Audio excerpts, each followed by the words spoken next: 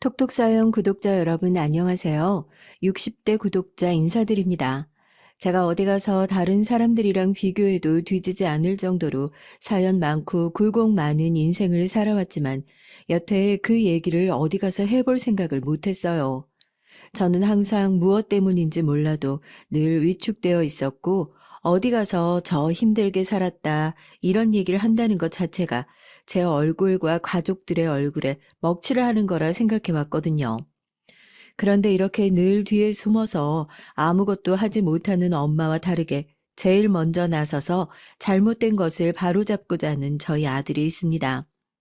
아들의 멋진 행보를 보면서 아들도 나를 위해서 저렇게 열심히 노력하는데 나도 항상 내 생활이 힘들어서 겁나서라는 핑계 속에 숨을 것이 아니라 나서서 뭔가 달라진 모습을 보여주어야겠다. 그런 생각이 들어서 여기다가 사연을 제보할 생각까지 하게 됐어요. 저는 집이 어렸을 때부터 참 가난했습니다. 아버지도 안 계시고요.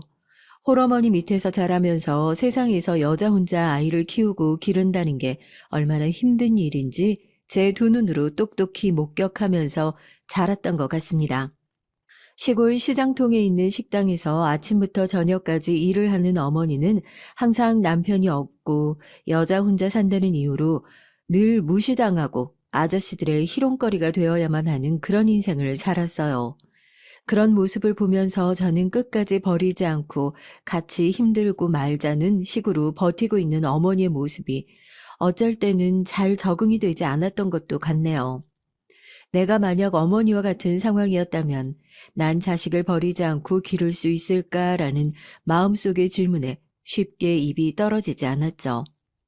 그때는 어머니가 가지고 있는 모성애라는 게 대체 얼마나 대단한 거길래 나를 저렇게 책임지려고 할까 그냥 의문스럽기만 했습니다. 집이 가난하다는 건요. 다른 말로 다시 바꿔서 말하면 참 많은 것을 견뎌야 한다는 말이기도 해요. 요즘 사람들이 살고 있는 집에 비하면 이걸 참 집이라고 말을 해도 되나 싶을 정도로 초라한 곳, 그리고 그 집에서 저희보다 잘 살고 있는 사람들이 뭐라고 하면 꼼짝도 못하는 더 초라하게 사는 엄마와 저. 어렸을 때부터 저는요, 그런 환경 속에서 싫은 소리는 싫다고도 못하고 아닌 걸 아니라고 말을 하지 못하는 성격으로 자연스럽게 자랐던 것 같습니다. 왜냐고요?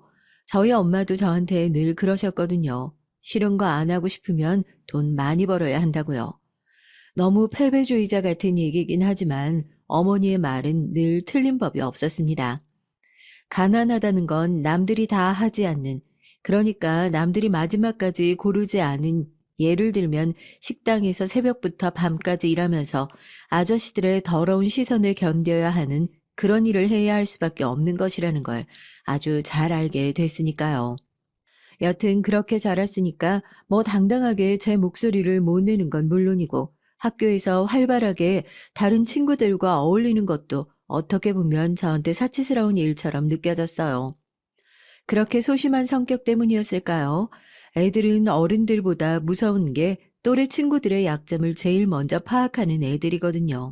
전 어렸을 때부터 그 아이들한테 딱 걸렸던 거죠. 아주 만만한 애, 내가 괴롭혀도 학교 선생님한테 고자질하거나 하다못해 집에 가서 엄마한테 이르는 것조차 못하는 애. 그런 만만한 애라고 낙인이 찍혔으니 제 학교 생활이 얼마나 끔찍했을지 아시겠죠? 야, 뱅이야, 너 오늘도 용돈 못 받았냐? 돈 없으면 몸으로 때워야지. 우리 숙제 여기다 두고 갈 테니까 글씨체 바꿔서 다 베끼고 이따 노래방으로 들고 와. 어? 동네가 좁아 얼굴이 익숙한 아이들과 초등학교, 중학교, 고등학교 생활을 같이 해야 한다는 건 활발하고 친구를 사귀기 좋아하는 사교적인 아이들한테는 정말 탄탄한 소꿉 친구라는 교우 관계를 만들어주는 계기가 됐지만 저처럼 아이들과의 생활에서 도태된 학생에게는 절대 빠져나올 수 없는 끝없는 명예를 씌워주는 꼴밖에 되지 않았어요. 그렇게 애들한테 괴롭힘을 받았으면 엄마한테 얘기해서 학교라도 옮길 법 하지 않냐 하시겠지만 그 허름한 집 월세마저도 겨우 벌어 겨우 내고 있는 엄마에게 저의 괴롭힘 정도로 집을 옮기는 큰 조건을 제시하기에는 그건 너무 가혹한 짓이라는 것을 제가 잘 알고 있었거든요. 저는 엄마에게 그런 고르지도 못할 힘든 문제를 주는 것 대신에 반 친구들한테 뱅이라는 별명으로 불리면서 괴롭힘을 당하는 것을 선택했습니다. 뱅이가 뭐냐고요? 가난뱅이요. 가난뱅이, 가난뱅이라고 부르다가 자기들끼리 낄낄거리면서 그럼 뱅이라고 하자. 그렇게 정해놓고 저를 놀리고 괴롭혔습니다. 거기에 대해서도 제가 할 말이 많아요. 다들 잘난 친구들이었거든요. 누구는 뭐 몇 선 시의원을 한 딸이라고 하고 지역에서 큰 회사를 운영하고 있는 집안이라고 하고 할아버지 때부터 뭐 땅이 얼마나 많은 땅 부자라고 하고 부모님이 잘 사는 것뿐인데 학교 안에서는 그게 자연스럽게 계급이 되는 느낌이더라고요. 선생님, 반에서 학교폭력 조사하신 적 있었잖아요. 저 그때 애들이 볼까봐 아무것도 못 적어냈는데 아무리 생각해도 이대로 제가 당하고 있는 것도 아닌 것 같아서 죄송해요. 저 상담 좀 할 수 있을까요? 이러다가 졸업을 못할 것 같아서 그래요. 도와주세요, 선생님. 그리고 고등학교 3학년 때 저는 치명적인 실수를 하고 맙니다. 바로 담임 선생님에게 제가 괴롭힘을 당하고 있다는 사실을 고백했던 일이었어요. 아이들의 괴롭힘 수위는 점점 높아져 가고 있었고, 저도 더 이상 버틸 수 없다. 엄마한테 도움을 청하지 못한다면 선생님한테라도 구원의 손길을 한번 받아보자는 마음으로 교무실에 찾아갔습니다. 지금 생각해 보니까 선생님이 제가 괴롭힘 당하고 있는 사실을 절대 몰랐을 리가 없겠더라고요. 매번 바뀌는 숙제 글씨체만 보더라도 진작 알고 계시지 않았을까요? 처음에는 숙제를 베끼는 것, 자기들의 가방을 들어주는 것, 가난하니까 돈 대신 몸으로 때우라면서 뭔가를 시키던 애들은 머리가 굵어지면서 점점 더 악랄해져 갔습니다. 하루는 저한테 노래방으로 와서 옆 학교 오빠 옆자리에 앉아서 술을 따라주고 시중을 들라고 하더라고요. 이제는 나한테 더 큰 걸 요구할 수도 있겠구나. 그 얘기를 듣고 단박에 직감했습니다. 제 얘기를 들으신 선생님은 잠깐 동안 난처한 표정을 지으시더니 저를 상담실로 데리고 들어가셨어요. 그리고 그동안 있었던 일들을 하나도 빠짐없이 얘기했죠. 애들이 말을 듣지 않았던 저를 패느라고 제 몸에 남았던 상처까지 까서 보여주면서 선생님이 무언가 움직여주고 해결해 주길 바랐습니다. 그런데 돌아오는 대답은 냉담하고 처참했어요. 애들끼리 싸우고 하는 일에 선생님이 개입하면 너희가 정말 친한 친구가 될 수도 있는 기회를 뺏는 거라고 생각해. 은희 얘기하는 거라면 은희가 좀 짓궂은 면이 있기도 하지. 선생님이 알아듣게 잘 타이를 테니까 너도 너무 밉다 밉다 생각하지만 말고. 저는 그 얘기를 끝까지 듣지 못하고 상담실을 뛰쳐나왔습니다. 구역질이 나올 것 같아서요. 은희는 저를 그 당시에 제일 많이 괴롭혔던 주동자이자 제가 말씀드렸던 시의원의 딸이었거든요. 선생님의 태도를 보니 여기서도 내가 원하는 대로 해결하기는 글러먹었구나 하는 생각이 들었다고나 해야 할까요? 그런데 문제는 그 다음날 교실에서 벌어지고 말았습니다. 저는 그 생각 없는 담임 선생님이 늘 그랬듯이 아무런 대처도 하지 않을 거라 생각했어요. 차라리 절 도와주지 않을 거라면 그렇게 아무것도 안 하고 가만히라도 있었어야 했습니다. 조례를 하러 들어온 선생님은 저를 괴롭힌 주동자들의 이름을 하나하나 부르기 시작하더라고요. 너네 요즘 같은 반 친구랑 친하게 잘 못 지낸다는 소문 들려와. 공부를 아무리 잘하는 것도 좋지만 너네 학생부 성적 잘 유지하려면 반 친구들이랑 사이좋게 지내는 것도 중요해. 고등학교 3학년인데 입시 말고 다른 생각 말고 괜히 문제 일으키지 말고 알겠어? 교무실에 따로 불러서 혼을 내는 것도 아니고 반에서 고작 이름 주르륵 읊어놓고 친구들끼리 사이좋게 지내야지 하는 무책임한 태도. 담임 선생님의 종례가 끝나자마자 그 아이들의 고개가 돌아가고 모두가 동시에 저를 바라보는 것을 보면서 저는 이 계급 사회에서 난 보기 좋게 떨어졌구나. 그렇게 느꼈습니다. 그 은이라는 친구는 조례가 끝나자마자 제자리로 걸어오더니 저에게 네가 담임한테 이른 거야? 라고 묻더군요. 하지만 대답할 새도 없었습니다. 발을 올려 제 가슴팍을 세게 걷어찼어요. 의자에서 튕겨져 나가 큰 소리를 내며 벽에 부딪힌 제가 눈에 눈물이 고여서 눈을 제대로 뜨지 못하는 상황이었는데 그때부터 무차별적인 폭행이 시작됐습니다. 반 애들 누구 하나도 말릴 생각도 하지 못하고 어떻게 소리를 내면서 그 상황을 바라보기만 했을 뿐이죠. 저는 너무 아프고 이렇게 맞다가 정말 죽을 수도 있겠다라는 생각에 팔을 올려 얼굴을 감쌌죠. 어떻게든 막아야겠다는 생각뿐이었으니까요. 머리 위로 쏟아지는 욕설과 침을 뱉는 아이들. 사연을 쓰기 위해 그때 기억을 다시 떠올리는 것만으로도 심장이 덜컥 내려앉을 정도로 무섭고 힘든 시간이었습니다. 그렇게 저는 정신을 잃었죠. 눈을 떠보니 병원이었습니다. 처음에는 온통 하얀 병실 안을 보면서 내가 드디어 죽은 건가? 이제 이 괴롭힘이 끝난 건가? 이런 생각을 하면서 안도를 했을 정도였으니까요.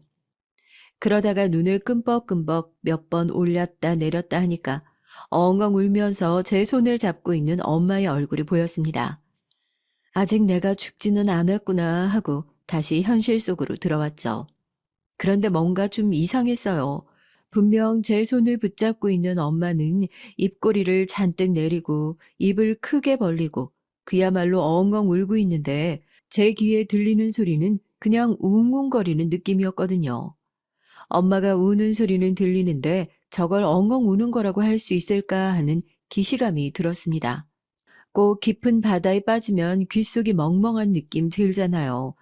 대체 이게 무슨 느낌일까? 아직 정신을 잘 차려지지도 않아서 눈만 끔뻑거리면서 생각하고 있는데 뒤이어 들어온 의사 선생님이 하시는 말씀을 듣고 그제야 저에게 벌어진 끔찍한 일이 뭔지 깨닫게 됐습니다.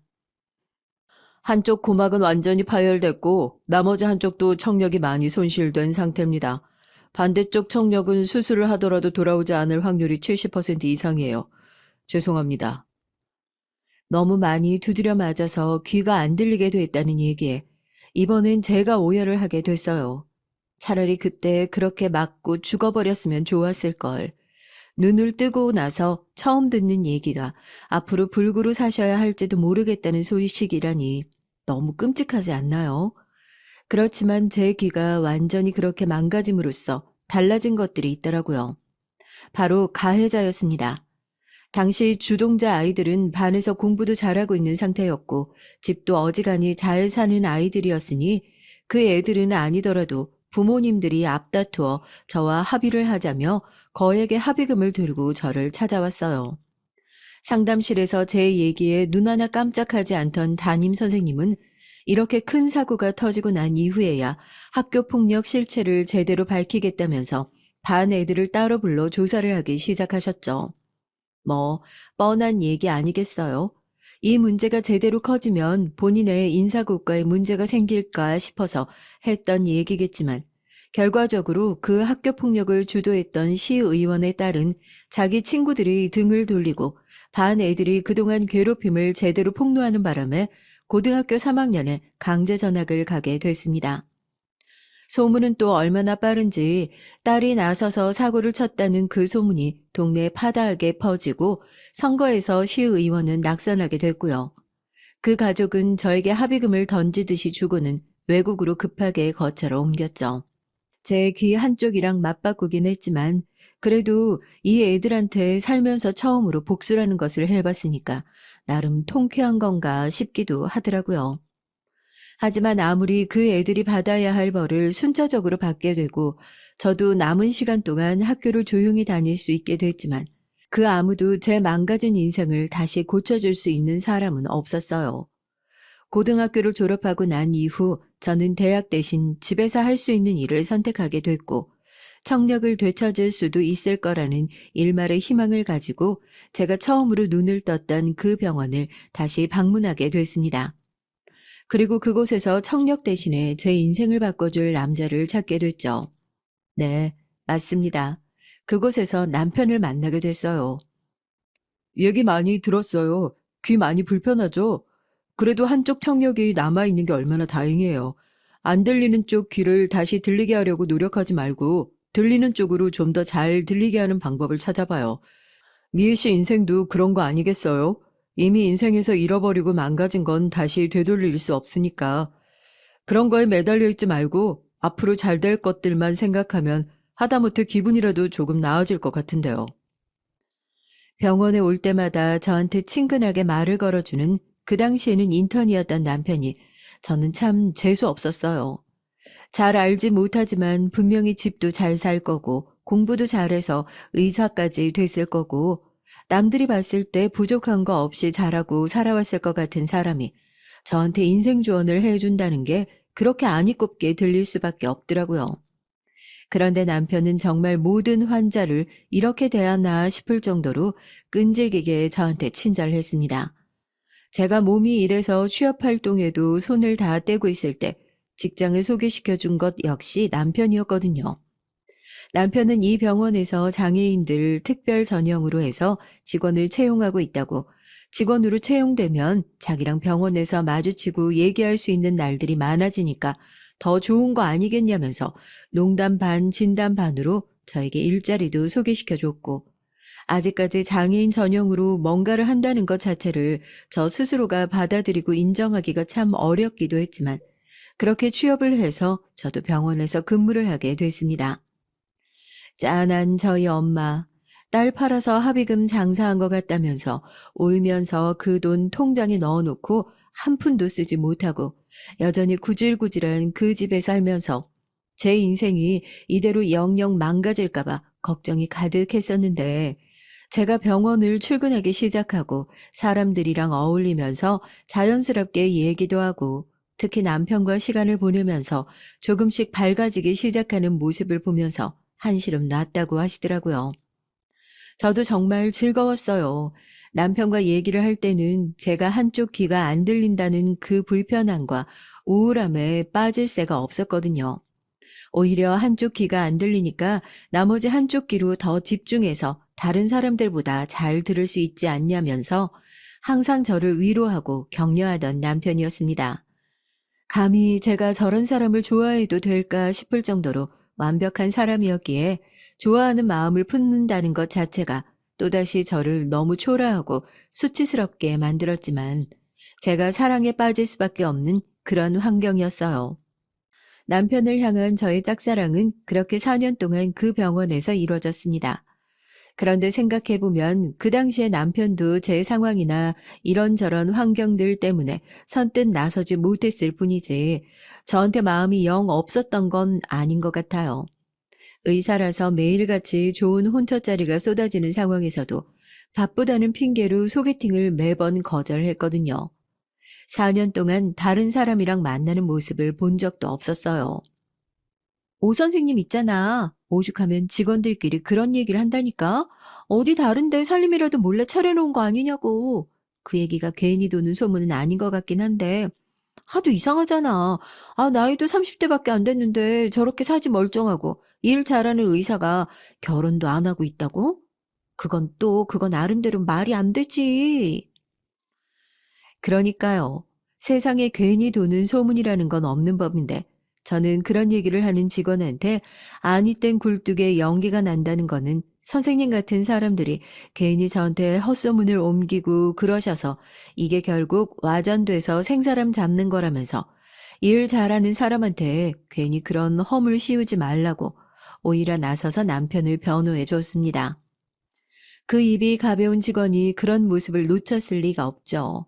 왜 그렇게 적극적으로 나서서 변호하냐, 설마 오 선생님 좋아하는 거 아니냐 하면서 추궁하길래 손사리를 쳤는데 결국 그 발빠른 소문이 퍼지고 퍼져서 남편 귀에까지 들어가게 됐던 모양입니다. 뜬금없이 저한테 저녁을 먹자고 하더라고요. 정말 자신을 좋아하는 게 맞냐면서 어떤 경우에도 자기 편이 되어줄 수 있냐, 뜬금없이 그런 얘기를 하더라고요. 저 미애 씨가 생각하는 것만큼 그렇게 좋은 사람 아닐 수도 있어요. 미애 씨가 저한테 마음이 있을 수도 있겠다는 생각은 하고 있었지만 제가 그동안 옆에서 보면서 미애 씨가 얼마나 좋은 사람인지 누구보다 잘 알잖아요. 우리 결혼을 전제로 만나봐요. 대신 그거 하나만 약속해요. 어떤 상황이 와도 내가 미애 씨 편이 되어줬던 것처럼 미애 씨도 내 편이 되어주겠다고요. 그거 하나만 약속하면 정말 평생 좋은 남편이 될게요. 그땐 몰랐죠. 왜 그렇게 무슨 상황이 오더라도 자기 편이 되어달라. 그런 사소한 얘기에 집착을 하고 저한테 자꾸 허락을 받으려고 하는지요. 어쨌든 저는 그렇게 연애를 시작하게 됐고 1년도 지나지 않아서 남편의 프로포즈를 받아 결혼까지 하게 됐습니다. 뭐 몸이 그렇게 생겼는데 시댁의 반대나 이런 것들이 없겠냐 하시겠지만은 남편이랑 저랑 꼭 닮은 부분이 그거였거든요. 남편 역시 무슨 사정인지 모르겠다만 의사가 된 이후로는 가족들이랑 절연하고 전혀 교류 없이 살고 있다고 하더라고요. 뭐 저도 그렇고 사연 없는 사람이 어디 있겠냐고요. 저도 홀어머니 모시고 사는데 그게 뭐 큰 흠도 아니잖아요. 오히려 저렇게 완벽하고 나랑은 접점도 없을 거라고 생각했던 남편도 말하지 못하는 힘든 사정이 있구나 싶어서 마음이 더 가는 거 있죠. 지금 생각하면 멍청이도 그런 멍청이가 없다 싶어요. 남편과의 신혼생활은 정말 즐거웠지만 결혼을 하고 나니 비로소 남편에 대해서 미심쩍다고 생각하는 부분이 눈에 보이기 시작하더라고요. 제가 의사들의 일에 대해서 잘 알지 못한다는 이유로 저에게 눈에 보이는 거짓말을 하는 느낌을 받기 시작했거든요. 남편은 달에 한두 번씩 세미나를 가야 한다, 학회에 가야 한다는 핑계로 집에 들어오지 않았고, 저 역시 뻔히 병원에서 일을 하고 있으니 다른 사람에게 뭐 이번 주에 세미나가 있냐, 학회가 있냐 물어보면 전혀 모르는 일정이라고 하더라고요. 그때도 어렴풋이 남편이 내 눈을 속이고 뒤에서 무언가를 꾸미고 있다는 생각을 했었는데요. 그게 그렇게 큰 일일 거라고는 생각하지 않았습니다. 아니, 솔직하게 말하면 큰 일일까봐 확인하지 못했던 마음이 더 컸어요. 제가 그렇게 눈 가리고 아웅할 동안 남편의 일탈 시간은 조금씩 더 늘어갔습니다. 한 달에 한 번이던 외박이 2주에 한 번, 일주에 한 번, 이제는 뭐 제대로 된 핑계를 댈 성의조차 없어 보이는 모습에 아무리 들이받을 줄 모르는 저라지만 이건 아니다 싶더라고요. 그래서 어떻게 했냐고요? 남편을 불러 앉혀놓고 따지기라도 했냐고요? 아니요. 제가 어디 그런 깜냥이라도 되는 사람인가요? 그냥 주에도 의사들이랑 약속이 있어서 1박을 하고 들어와야 될 것 같다고 집을 나서는 남편의 뒤를 몰래 따라 붙었습니다. 혹시라도 저인 걸 들킬까봐 친한 친구 차까지 빌려서 그렇게 남편의 뒤를 밟았죠. 남편의 차는 처음 보는 아파트 주차장에서 멈췄습니다. 자연스럽게 아파트 입구로 들어가는 남편을 보면서 아, 내 남편이 지금 바람을 피우고 있었구나. 가슴이 철렁하더라고요. 다른 여자랑 팔짱을 끼고 나오는 남편의 모습을 머릿속에서 수십 번은 더 그리면서 남편이 다시 나오기만 기다렸어요. 그런데 다시 나온 남편의 손을 잡고 있었던 건 바람을 피는 상대도 아니었고 살림을 차리고 있는 다른 여자도 아니었고 어린 남자아이였습니다. 기껏해야 초등학교 1, 2학년 정도로 보이는 아주 어린 남자예요. 그 남자의 손을 잡고 마치 아빠처럼 다정하게 문을 열어주고 차에 태우는 남편의 모습을 보면서 결혼하기 전에 남편에게 따라붙었던 수많은 소문이 다시 한번 머릿속에 스쳐 지나갔습니다. 오 선생님 아무리 봐도 이상하잖아. 그렇게 멀쩡한 남자가 소개팅까지 마다해가면서 결혼을 안 하고 있는 데는 다 이유가 있지 않겠어? 딱 봐도 어디서 우리 모르게 살림이라도 차리고 애라도 낳은 거지. 그런 소문 많잖아. 소문이 괜히 도는 게 아니라니까. 그렇게 병원 사람들이 신나게 말하고 있을 때도 저는 아니 땐 굴뚝에 나는 연기라고 믿었던 많은 시간들. 당연히 끓어 넘치고 있는 이 냄비의 뚜껑을 열어봐야 한다는 것을 누구보다 잘 알고 있으면서도 그게 무서워 계속 모른 척 등을 돌리고 있었던 제 자신이 너무 한심하게 느껴졌어요. 집에 돌아가서 많은 생각을 했습니다. 그리고 결심했죠. 이제는 사실을 확인해야 할 때가 됐다고요. 그게 정말 남편의 자식일 수도 하다못해 조카를 돌보는 일일 수도 있으니까 길고 짧은 건 일단 대보고 판단하자고요. 그렇게 어린 남자아이와 시간을 보내고 돌아온 남편을 집에서 기다렸습니다. 다음 날 오후 남편은 집으로 돌아왔어요. 제 앞에서 정말 아무렇지도 않게 뭐 김 박사가 어쨌네, 내과 개원을 하네 마네 만나지도 않았던 친구들의 얘기를 하면서 피곤하다고 자켓을 벗고 씻으러 욕실에 들어가려고 하는 남편의 팔을 붙잡았습니다. 당신, 나 몰래 살림이라도 차린 거야? 왜 끝까지 거짓말을 하는 거야? 당신 어제 그 사람들 만나고 들어온 거 아니잖아. 나 봤어. 당신이랑 어떤 남자애랑 손잡고 당신 차에 타는 거. 왜 미행을 했냐? 소름 끼친다. 이런 핑계 대면서 빠져나갈 생각 꿈도 꾸지 마. 그게 대체 뭐야? 정말 나 몰래 살림이라도 차린 거야? 입이 있으면 대답을 해보라고. 사람이 너무 억울하면 눈물이 나잖아요. 그렇게 눈물이 계속 차올라서 남편 얼굴이 뿌옇게 보이는데 제가 남편의 멱살을 쥐고 흔들면서 막 소리를 질렀어요. 해명하라고요. 남편이 어떤 표정이었는지 잘 기억이 나진 않지만요. 아, 올 게 왔구나 하는 그 체념한 얼굴이 또렷하게 기억납니다. 울면서 멱살을 쥐고 있는 제 손을 잡아 조용히 내리고는 자기가 다 얘기를 하겠다고 저를 거실로 가서 앉혔죠. 이어지는 남편의 얘기에 저는 경악을 금치 못했습니다. 나도 병원에서 나에 대해서 들었던 소문에 대해서는 잘 알고 있어. 뭐 다른 살림을 차렸다. 숨겨놓은 자식이 있다. 반은 맞고 반은 틀려. 맞아. 나 당신한테 말하지 못했는데 젊었을 때 했던 짧은 실수로 아이가 있어. 아이 엄마랑은 혼인신고도 하지 않아서 굳이 이혼을 했다 말하고 다니지도 않았고 또 아이 엄마란 사람도 애를 책임지려고 하는 생각은 전혀 없었고 그래도 난 내 아들이니까 내 피가 섞인 자식이니까 끝까지 책임져야겠다고 생각한 거야. 물론 당신한테 처음부터 전부 얘기하지 못한 건 미안하지만 당신한테 피해주지 않으면서 내 자식한테 부모로서 해야 할 의무는 다 해야겠다고 생각했던 것뿐이야. 제 앞에 무릎을 꿇고 눈물까지 뚝뚝 흘려가면서 얘기를 하는 남편의 모습을 보고 당장이라도 남편을 내치고 나가버리고 싶은 마음이 조금씩 바뀌기 시작하더라고요. 등신 같다고 하셔도 드릴 말씀이 없습니다. 그 당시에 저는 정말 등신 맞았으니까요. 그래도 아이 엄마랑은 연락을 끊고 산다고 하고 지금 그 아파트에 남편이 고용한 아주머니와 7살짜리 아들이 혼자 지내고 있다는 얘기를 들으니까 어쩐지 안쓰럽기까지 했어요. 내년이면 학교에 들어가야 하고 학교 생활을 하기 전에 아이와 시간을 많이 보내줘야 할 것 같아 무리해서 찾아갔던 게 저한테 덜미가 잡힌 거죠. 그리고 저를 붙잡으면서 어떤 상황이 오더라도 내 편이 되어주겠다 약속하지 않았냐. 나 정말 내가 한 실수지만 책임지고 싶다. 당신한테 그 실수를 같이 책임져 주자고 말하는 게 얼마나 염치 없는 일인지 알면서도 이렇게 무릎 꿇고 빌겠다고 하는데 결국 마음이 약한 제가 먼저 그 상황을 받아들이고 말았네요. 아무리 그래도 7살짜리 애야. 도우미 아주머니가 계신다고 하더라도 애 혼자 거기서 어떻게 지내? 그렇게 외롭게 지내게 하는 거 애한테도 못할 짓인 거 당신이 제일 잘 알잖아. 모르겠어. 마음으로는 아직까지 그 애를 받아들이기 힘들 것 같지만 아이 엄마까지 버린 애를 내가 다시 버린다는 게 너무 못할 짓 같아서 나한테 시간을 조금만 더 줘. 그 애 받아들일 수 있을지 없을지 나한테도 생각할 시간이 필요할 것 같으니까.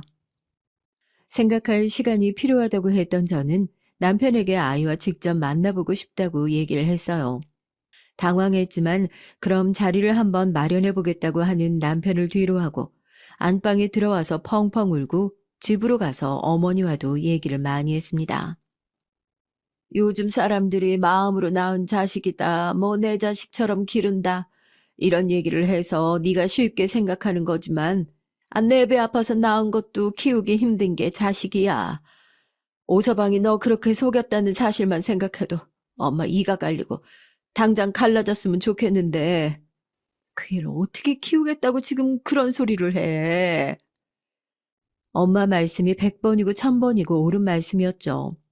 그 얘기를 듣자마자 뒤도 돌아보지 않고 도망쳤어야 했는데 그래도 애는 한번 만나보고 결정하고 싶다고 엄마도 내 선택을 존중해 줬으면 좋겠다고 이 사람이 아니었으면 난 그냥 귀에 안 들리는 채로 집에서 맨날 누워만 있는 그런 사람이 됐을 거라고 거기다 대고 그렇게 따졌어요. 바보같이. 그런 바보 같은 제가 결국 남편의 혼외자를 제 자식으로 받아들이게 된 건 어떻게 보면 당연한 일이었죠. 얘기를 들으시면서 많이 답답하시기도 하시겠지만 아이를 만난 첫날에 이리저리 눈치를 보다가 제 옆에 꼭 붙어 앉아서 저한테 장난을 치기도 하고 웃기도 하는 아이의 모습을 보면서 마음이 많이 흔들렸어요. 집에 가야 할 시간이 다 되었는데도 저랑 노는 게 퍽 재미있었는지 제 옷소매를 꼭 붙잡고는 아줌마가 내 엄마였으면 좋겠다 하는데 아무것도 모르는 그 애를 버리고 간 아이의 친엄마가 괜히 밉고 이렇게 착한 애를 그 집에 혼자 놔두는 게 그게 그냥 싫더라고요. 아직 남편과 제 아이도 가지지 않은 그런 상황인데 뭐 말도 안 되는 모성애가 생긴 것 같은 기분이 들었죠.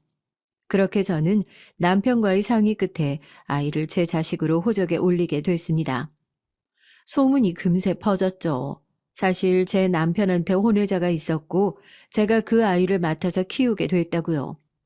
처음에 그 얘기를 듣고 정말 한 사람도 빠짐없이 저한테 손가락질을 했어요. 귀가 안 들리는 장애인이니까 결국 남편한테 쫓겨날까봐 무서워서 남편이 어디 다른 데서 낳아놓고 온 자식까지 품고 사는 거 아니냐. 그런 소리까지 제가 들어봤네요. 저 정말 맹세컨대 그런 마음으로 아이를 들이자고 얘기했던 건 아니었어요. 저도 남편도 정상적인 가정에서 자라지 못했으니까 이 아이는 멀쩡하게 아버지가 살아있는데도 제대로 된 아버지의 그늘 아래서 클 수밖에 없다는 사실이 안쓰럽고 안타까워서 그래서 드리게 된 거였습니다. 계모라 드리기만 냉큼 들여놓고 은근히 애 괴롭히고 학대했을 거다. 이런 얘기도 돌았지만 한 번이라도 아들과 제 모습을 본 사람들은 절대 그런 소리 못하죠. 친자식을 가져본 적이 없어서 친자식보다 더 예뻐했다라는 표현을 쓸 수는 없지만 그 애가 우리 집에 들어오고 난 이후로 이 애가 남편이 다른 데서 낳아온 자식이다. 그런 생각을 해본 적이 단 한순간도 없어요. 이 아이는 그냥 나와 남편의 자식이다. 눈에 넣어도 아프지 않을 하나밖에 없는 내 아들이다. 그렇게 생각하며 키워왔습니다. 참 다행인 건요. 아이도 그런 제 마음을 알았는지 자라면서 사고 한 번을 치지 않았어요. 머리 좋은 건 아빠를 꼭 빼닮은 건지 집에 왔을 때 내성적인 모습은 온데간데 없이 초등학교에 입학하자마자 전교 1등부터 반장까지 예전에 학교에서 적응을 하지 못하고 힘들어하던 저와 달리 아이는 정말 행복하고 완벽한 유년 시절을 보내게 됐습니다. 자식이 생긴다는 건요. 전 그렇게 생각했어요. 부부 사이에 보이지 않는 끈끈한 연결고리 같은 게 생기는 거라고요. 비록 남편과 제 사이에서 나온 자식은 아니지만 전 저희 아들이 저희의 사랑의 결실이라고 그렇게 굳게 믿으며 살아왔습니다. 20년 전 그 일이 있기 전까지 말입니다. 확실히 아들이 한 살 한 살 나이를 먹어갈수록 저와 남편 그리고 아들은 끈끈한 가족이 되어가고 있다는 느낌을 받았죠. 남편은 저에게 늘 엄마보다 더 엄마같이 행동하는 것에 대해서 고마워했고 그런 얘기를 할 때마다 내가 이 아이의 엄마지 누가 그럼 이 아이의 엄마냐고 저도 그렇게 나서서 아이를 감싸 안았습니다. 말했던 것처럼 속 한 번 썩이지 않았던 아들은 어느새 중학생이 됐고 늘 1등이 찍혀 있는 성적표를 들고 제 품 안에 안기던 그런 기특한 아이로 컸죠. 그때쯤 해서 저는 아들을 좀 더 잘 키워보고자 남편과 같이 일하고 있는 병원에서 다른 공공기관으로 직장을 옮기게 됐고 자연스럽게 병원 소식과는 멀어지게 됐습니다. 남편을 통해 그런 얘기는 어렴풋이 들었어요. 병원장님이 눈에 잘 들어 이번에 병원 인사고과에서 어쩌면 좋은 자리를 맡을 수도 있을지 모른다고요. 그때까지만 하더라도 속 안 썩이는 자식, 능력 있는 남편을 둔 행복한 여자구나. 그런 단꿈에 취해 살고 있었습니다. 남편보다 조금 더 일찍 퇴근한 제가 저녁 준비를 하기 위해 부지런히 집으로 올라가던 그때 우편함에 고지서가 꽂혀 있었어요. 남편은 학회 때문에 자리를 비운 상황이었고요. 평소에 급하면 그냥 아무 데나 주차를 해놓고 다니는 남편의 습관을 잘 알고 있던 터라 이런 건 신경 안 쓰고 그냥 빨리 납부를 해줘야겠다는 생각으로 고지서를 뜯어봤죠. 그런데 분명 지난주 세미나에 참석한다고 제주도에 갔다고 했었던 남편.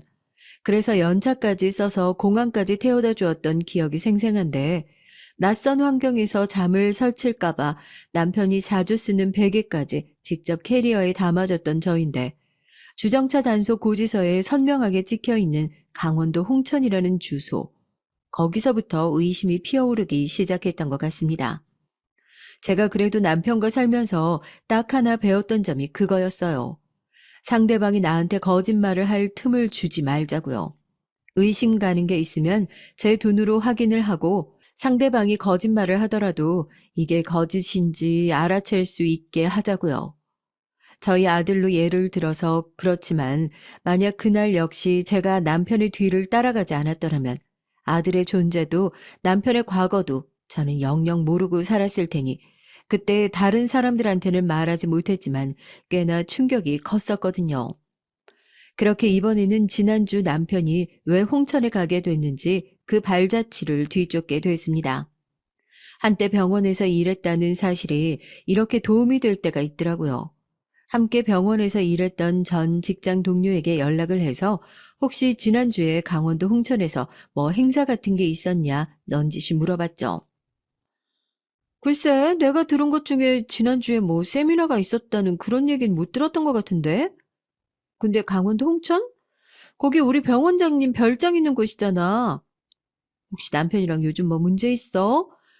자기한테 이런 말 하는 것도 좀 웃긴다 싶은데 요즘 우리 병원에 병원장 딸이 좀 자주 왔다 갔다 하거든.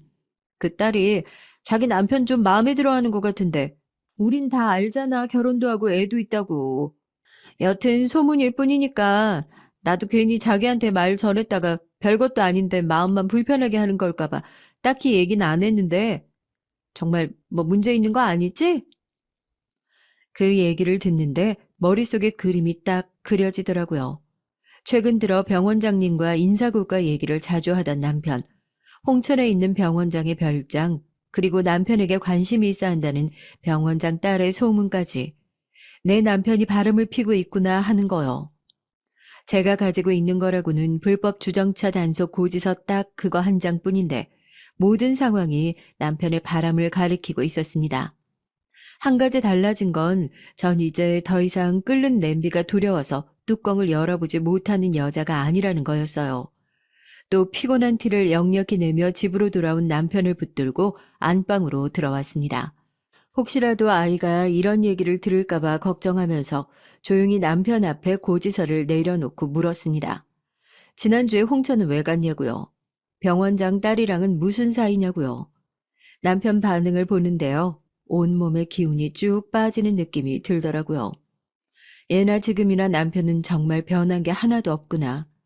옛날에는 걸릴 게 걸렸다 싶은 표정으로 놀라기라도 했는데 오히려 그 당시에는 마치 제가 이 싸움을 시작한 것 마냥 잘 걸렸다 싶은 느낌에 기가 찼습니다. 당연히 제 앞에 무릎을 꿇고 싹싹 빌 거라는 예상과 달리 당당하고 뻔뻔한 태도로 저한테 이혼을 요구하더라고요. 최악의 상황을 생각하고 있었던 저였기에 그 이혼이라는 두 글자가 그렇게 무섭게 들리지만은 않았습니다. 당신 참 음침한 구석이 있어. 그거 알아? 차라리 이제 잘 됐다 싶어. 나도 이렇게 구질구질한 집구석에서 언제 올라갈지도 모르는데 이게 썩은 동아줄인지 금 동아줄인지 모르고 냅다 손부터 뻗어보는 그런 인생 그만 살고 싶어. 어디서 또 당신한테 입을 놀렸는지 모르겠지만 맞아, 다 사실이야.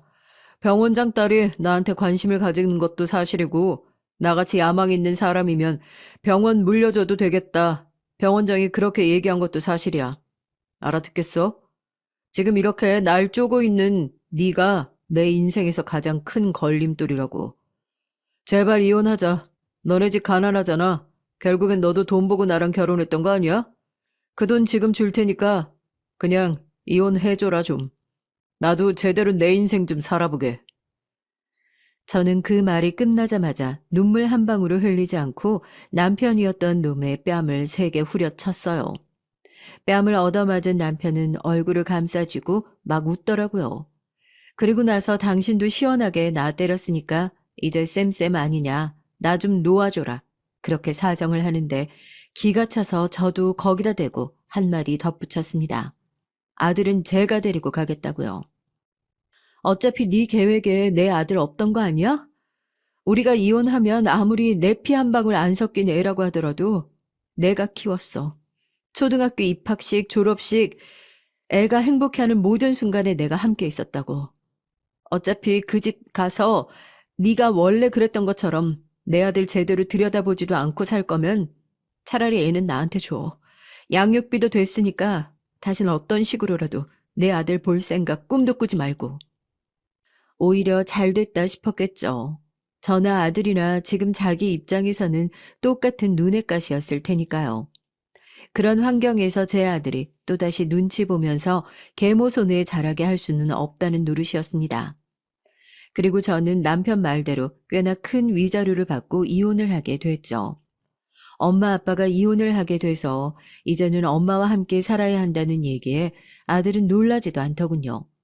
그냥 엄마가 자기를 선택해줘서 너무 고맙다고, 아빠랑 같이 안 살게 해줘서 너무 고맙다고, 그렇게 저한테 안겨오는데, 이제 이 아이를 위해서라도 열심히 살아야겠다 다짐했습니다. 오히려 이혼을 하고 아이를 키우면서 이제 제대로 된 인생을 사는 것 같은 느낌이 들었다면 참 웃기죠. 애 한 번 배 아파 낳아본 적 없는 사람이 무슨 모성애를 알겠냐고 하겠지만 참 그래요.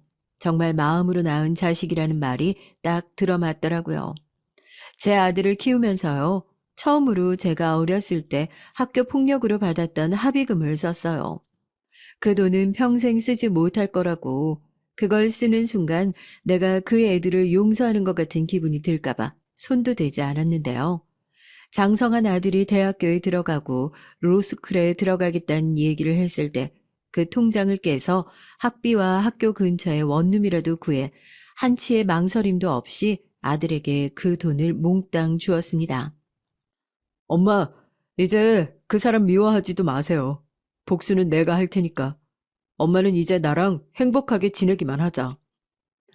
남편과 이혼을 하고 나서도 저 역시도 이제 번듯한 직장을 갖추었고 아들은 검사 시험에 합격해서 임용까지 된 상황에서 이제는 저에게 일말의 애정도 없었던 쓰레기 같은 전 남편과 함께했던 옛날은 전부 잊고 새로운 인생을 살자 결심했죠. 윗선에 연줄 하나 없는 아들이지만 제가 신경 쓰지 않아도 될 정도로 정말 대성한 검사가 되었습니다. 거센 파도처럼 늘 흔들리고 불안정한 환경 속에서도 엄마의 사랑을 알고 당연하게 생각하지 않은 아들이 너무나도 고마웠고 자랑스러웠어요. 그런데 전 몰랐습니다. 아들 혼자 그렇게 어마어마한 복수를 하고 있었을 줄 말이에요. 일을 하고 있는데 모르는 번호로 전화가 걸려왔어요. 전화를 받으니 수화기 너머에서 아무런 말이 없더라고요. 가끔 어떻게인지 모르겠지만 제 개인 연락처를 알아내어 전화를 하는 민원인들이 종종 있었기에 또 그런 사람인가 싶어 얼른 전화를 끊고 차단하려고 했는데 반대편에서 술에 취한 것처럼 한숨을 쉬던 남자가 제 이름을 부르는 순간 저는 온몸이 굳어질 수밖에 없었습니다. 전화이긴 했지만 정확하게 알아들을 수 있었거든요. 바로 제 전 남편이 건 전화라는 사실을 말입니다. 아들 시켜서 그렇게 소문내고 내 인생 조지니까 속이 시원하냐? 어? 덕분에 난 아무것도 없이 쫓겨나게 생겼는데 그렇게 해야 속이 시원했냐고 이 나쁜 년아. 술에 취했으면 곱게 잠이나 자. 우리 두 사람 쫓아낸 건 너면서 무슨 이제 와서 내 탓을 하고 있는 거야? 너 미쳤니? 양심이라는 게 있어? 아니야. 미애야, 내가 잘못했어. 어? 내가 그때 잠깐 정신이 나가서 내가 너 말고 다른 여자를 어떻게 만나. 그때도 병원장 딸려니 그렇게 나를 협박을 해서 내가 잠깐 분위기를 맞춰준 것밖에 없어. 나 믿지? 어? 정신 차려. 언제적 얘기를 하고 있는 거야? 다시 나한테 연락도 하지 마.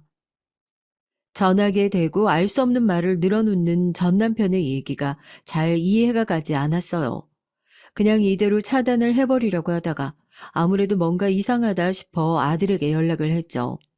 그리고 아들은 저에게 같이 저녁을 먹은 지 오래됐으니 저녁이나 같이 먹으면서 얘기를 하자고 그러더라고요.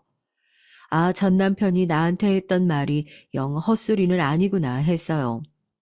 그렇게 고급 레스토랑에서 아들과 마주 앉아 오랜만에 즐거운 시간을 보내고 있었습니다. 식사가 어느 정도 마무리되면서 아들은 조심스럽게 저에게 얘기를 꺼내더라고요. 이 얘기를 듣고 엄마가 너무 충격받거나 하지 않았으면 좋겠다고요. 저는 그럴 일이 뭐가 있겠냐면서 아들에게 편하게 얘기를 해보라고 했습니다. 그런데 이어지는 아들의 말은 충격적이었어요. 엄마한테 복수 대신 해주겠다고 했던 말 기억해요? 그 복수 어느 정도 성공한 것 같아요. 엄마는 그런 일 같은 거 몰랐으면 했는데 기어이 그 인간이 다시 찾아내서 전화를 했다니까 알고 계셔야 할 것 같아서요. 제 아버지라는 인간, 그 사람 지금 병원에서 쫓겨났어요. 제 아무리 병원장이고 자기 딸 행복하게 해줄 것 같은 능력 있는 인간이라도 해도 습관처럼 바람을 피워대는 사람한테 딸을 계속 맡겨둘 수는 없었을 테니까요. 뭐? 아이, 그게 무슨 소리야? 말 그대로예요. 제가 검사되고 나서 아버지란 인간에 대해서 참 많이 알아봤어요. 기가 막힌 인간이더라고요. 제 친어머니가 저를 버리고 간 이유도 결국 아버지의 바람 때문이라는 얘기를 알게 됐고요. 어머니랑 만나고 있을 동안에는 병원장 딸이랑 바람을 피고 있었고, 바람은 병이거든요. 그런 인간이 아무리 병원장 딸이라고 하더라도 바람 안 피고 배기겠어요. 뒷조사 좀 해보니까 또 바로 병원에 있는 젊은 간호사랑 바람 피고 있더라고요. 증거 다 모아서 병원장한테 보내니까 집이며 차며 다 뺏기고 빈털터리로 그 집이랑 병원에서 쫓겨났다고 하더라고요. 이제 와서 오갈 데 없어지니까 어머니한테 다시 연락하는 모양인데 절대 받아주지 마세요. 저도 그런 사람 아버지로 인정하고 싶지도 않고 어머니 성에 차시진 않겠지만 친자식이 아닌 저를 사랑으로 키워준 어머니에 대한 보답이라고 그렇게 생각해 주세요. 덤덤하게 얘기를 이어나가는 아들을 보고 눈물이 왈칵 쏟아졌습니다. 저에게 말도 하지 않고 이렇게 뒤에서 오직 제 생각을 하면서 아버지에게 복수를 했던 아들의 심정을 감히 헤아리지도 못하겠어서요. 아들을 끌어안고 세상 사람들이 다 손가락질 하더라도 너는 하나밖에 없는 내 자식이다. 그런 말 말아라. 아들이랑 눈물바다가 됐습니다. 뭐 전 남편은 그 이후로 연락이 안 왔냐고요? 왜 안 왔겠어요. 그렇게 구질구질하고 끈질긴 인간인데요. 그치만 이제 저는 혼자가 아니잖아요. 전 남편의 말도 안 되는 진상은 아들 선에서 완벽하게 정리됐습니다. 자기야, 그때 내가 말한 거 생각해 봤어? 나 그날 이후로 정말 후회 가득한 인생 속에서 살았어. 아무리 생각해도 나를 사랑해주는 사람, 내 진정한 가족은 당신밖에 없는 것 같아. 물론 내가 많이 믿고 싫겠지만 이제는 그런 실수 다시는 안 할게. 제발 나 한 번만 받아줘. 어? 태훈이 그 자식이야. 나이도 어리고 지가 아버지에 대해서 뭘 안다고 그러겠어. 아들한테는 모름지기 아버지가 있어야 하는 법이잖아. 저기 누가 누구한테 아버지라고 하는지 모르겠지만 생물학적 아버지라고 해서 다 같은 아버지가 아니야. 당신 이렇게 우리 어머니한테 계속 전화해서 협박하는 거 어머니가 싫다고 몇 번이나 말씀하셨는데도 이렇게 꾸준히 사람 괴롭히는 거 스토킹으로 처벌받을 수 있다는 거 알고 있는 거지? 그리고 내 직업이 뭔지는 그쪽이 뒷조사에서 더 잘 알 거냐. 나 대한민국 검사야. 네가 먼지 한 톨 없이 당당하게 살았다고 해도 내가 털면 떼꾸정물이 쏟아져 나오는 게 그게 검사라고. 내가 지금 네가 보기 좋아서 가만히 봐주고 있는 걸로 보여? 털 게 너무 많아서 어디서부터 손을 대야 할지 감도 안 와서 가만히 있는 걸로 안 보이냐고. 다시는 우리 엄마한테 전화하지 마. 참 사람이 그렇게 구질구질해질 수도 있더라고요. 한 번만 더 이런 식으로 전화를 하면 신고를 할 수밖에 없다는 아들의 말에 황급히 놀라 전화를 끊더니 그 이후로 연락해오지 않는 전 남편의 모습을 보면서 제 한심함과 아들의 지혜로움에 다시 한번 탐복하게 됐습니다. 아들은 이 모든 것이 엄마인 제가 본인을 현명하게 잘 키워준 덕이라고 얘기하지만 저도 알고 있습니다. 제가 한 게 뭐가 있겠어요. 알아서 잘 큰 아들이 무식한 엄마의 복수를 대신 해줬다는 걸 알고 있죠. 그래서 사연을 쓰고 있는 지금부터는 아들을 위해서라도 억울하고 답답한 걸 참고 사는 그런 무식한 엄마로는 다시는 돌아가지 않겠다. 다시 한번 굳게 다짐을 하게 됐습니다. 이제 사랑하는 제 아들, 우리 두 사람밖에 안 되지만 이 가족을 지키기 위해서라도 좀 더 강하고 현명한 엄마가 되어야겠다는 생각이 드네요. 우여곡절이 많았지만 이제서라도 행복하게 아들과 잘 살아보겠습니다. 사연을 들으시는 분들 댁내에도 평화와 사랑이 가득하길 바라며 이만 사연 마칩니다. 안녕하세요. 저는 사연 많은 40대 남자입니다. 저는 결혼한 지 이제 갓 1년 넘은 따끈따끈한 새신랑이에요. 저는 지난 1년 동안 마냥 행복하기만 했습니다. 제가 결혼한 유부남이 됐다는 게 너무 신기하고 믿기질 않아서 아침마다 제 볼을 꼬집어 볼 정도로 행복했죠. 뭐가 그렇게까지 좋았냐고요? 사실 저는 제가 영영 결혼 못할 줄 알았거든요. 저는 부모님이 안 계세요. 3살 때 부모님에게 버려져서 보육원에서 자랐습니다. 너무 어릴 때라 부모님에 대한 기억은 전혀 없어요. 부모 없는 고아라고 장가를 왜 못 가냐고 하실 수도 있지만 거기서 끝이 아닙니다. 저는 턱에서부터 목까지 큰 화상 자국이 있어요. 보육원에 왔을 때부터 있었던 상처라 저는 어떻게 생긴 상처인지도 몰라요. 그냥 거울을 볼 때마다 막연하게나마 추측해 볼 뿐이었죠. 혹시 집에 큰 불이 나서 생긴 상처일까? 그래서 그 사고로 부모님이 다 돌아가시고 나만 살아남아 보육원에 오게 된 건 아닐까 하는 상상을 하곤 했습니다. 그런 식으로 혼자 상상을 하다 보면 조금이나마 기분이 나아졌죠. 제가 부모에게 버려진 건 아니라는 일말의 기대가 생기곤 했거든요. 하지만 현실은 달라지지 않았습니다.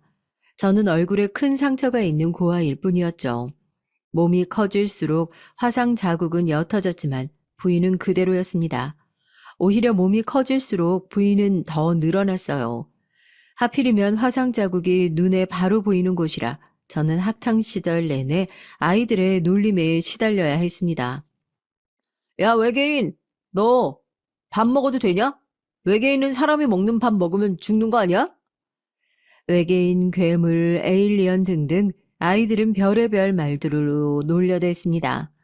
그럴 때마다 저는 별 신경 쓰지 않았어요. 국민학교 때부터 겪은 일이라 제게는 너무도 일상적인 일이었거든요.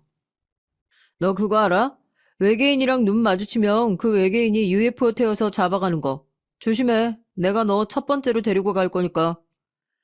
저는 날로 강해졌습니다. 다른 애들은 겪지도 않는 일에 저는 어느새 익숙해져서 상처받는 일이라고는 없었죠. 그런데 나이가 들면 들수록 제가 아무리 괜찮다고 해도 괜찮은 게 아니었어요. 세상 사람들은 약자나 소수자에 관대하지 않았거든요. 언제나 불친절했죠. 성인이 되고 직장에 들어가서도 차별은 존재했습니다. 저는 고등학교 내내 성실하게 자격증을 따서 실습도 열심히 했어요. 그래서 졸업하자마자 바로 자동차 회사에 취직을 했고요.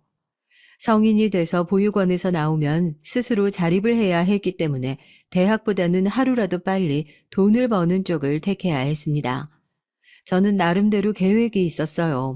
열심히 일해서 번 돈으로 제가 가게를 차리는 게 꿈이었거든요.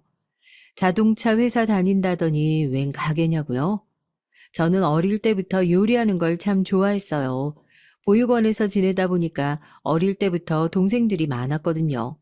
저는 동생들에게 맛있는 걸 해주기 위해 혼자 요리하는 법을 배웠습니다.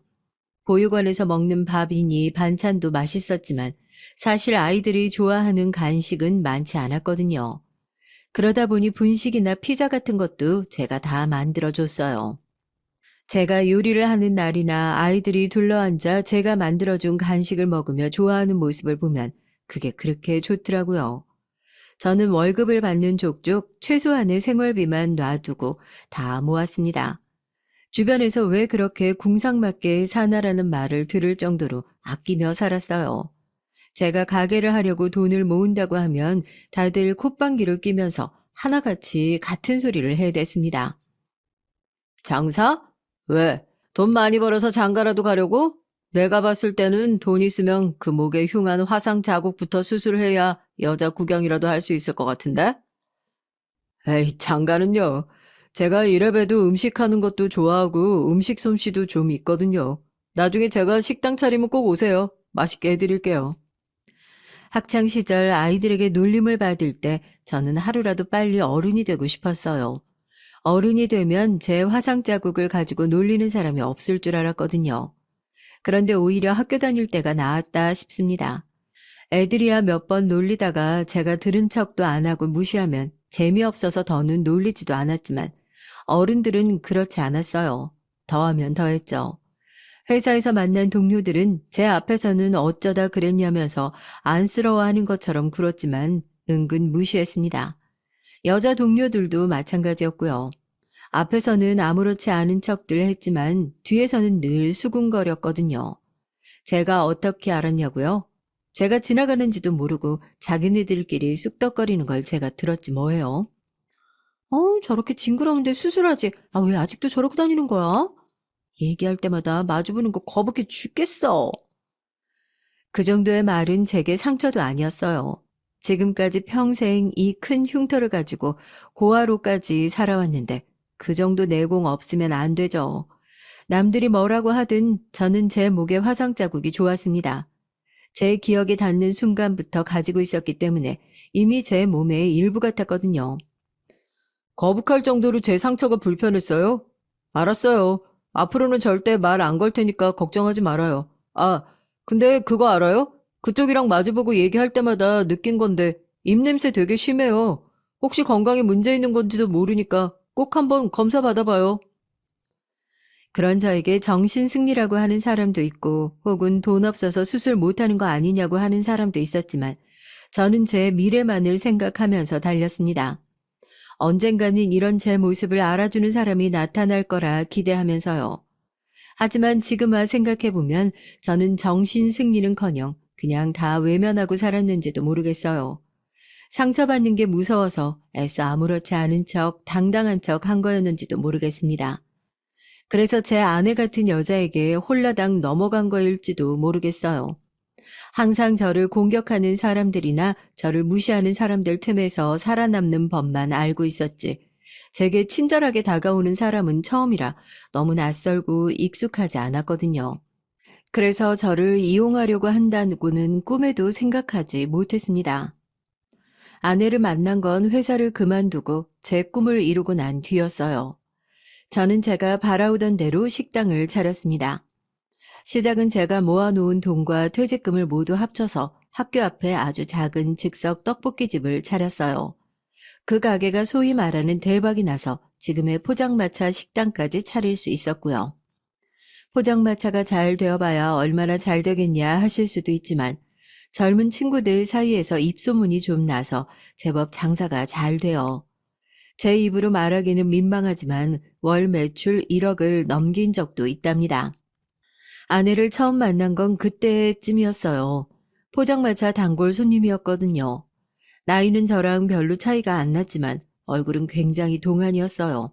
꼭 20대처럼 보였거든요. 가게에 올 때마다 주변에 앉은 남자 손님들이 다 한 번씩 다가가서 말을 걸거나 전화번호를 물어볼 정도로 예뻐서 제 눈에도 확 띄었습니다. 거기다가 한 달에 서너 번은 오는 단골이었기 때문에 자연스럽게 친해졌죠. 항상 아내가 먼저 말을 걸긴 했지만요. 어떻게 음식이 하나같이 다 맛있어요? 이거 다 사장님이 직접 하시는 거라면서요?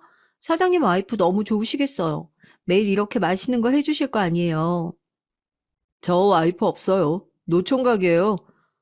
어머, 이렇게 큰 대박 가게 사장님이 아직도 장가를 못 갔다고요?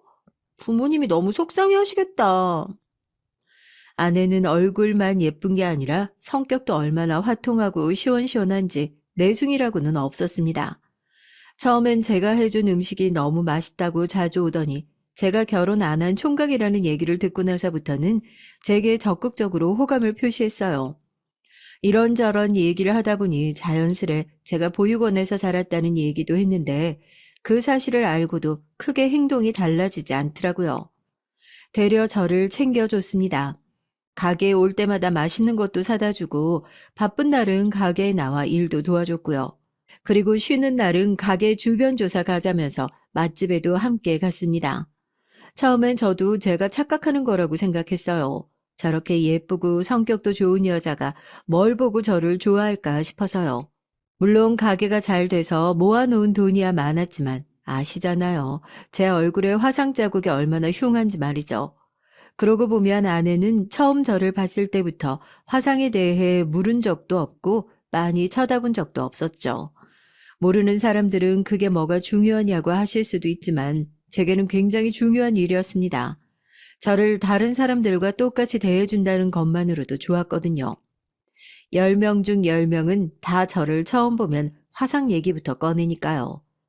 그러던 어느 날 제게 고백을 했습니다. 아내가 먼저 말이죠. 이러니 제가 아내에게 빠지지 않을 수가 없었습니다. 태어나 40년을 넘게 사는 동안 처음 겪는 일이었으니까요. 누군가 제게 먼저 호의를 가지고 다가온 건 말이죠. 저는 지금까지 제 마음을 터놓고 말할 수 있는 친구가 한 명도 없었어요. 보육원을 나온 이후 누구에게도 마음을 열지 않고 살았거든요. 연애하는 동안 저는 더더욱 아내에게 많은 걸 의지하게 됐습니다. 아내와 저는 누군가 일부러 짜 맞춰 놓은 것처럼 너무 잘 맞았어요. 알고 보니 아내도 저만큼 고생을 많이 했더라고요. 아내도 어렸을 때 부모님이 돌아가셔서 혼자였다고요. 할머니와 고모가 걷어주시긴 했는데 고모는 아내가 어릴 때 결혼해서 캐나다로 가버렸고 할머니까지 돌아가시고 난 이후에는 계속 혼자 힘으로 살아왔답니다. 저는 아내가 너무 대견했어요.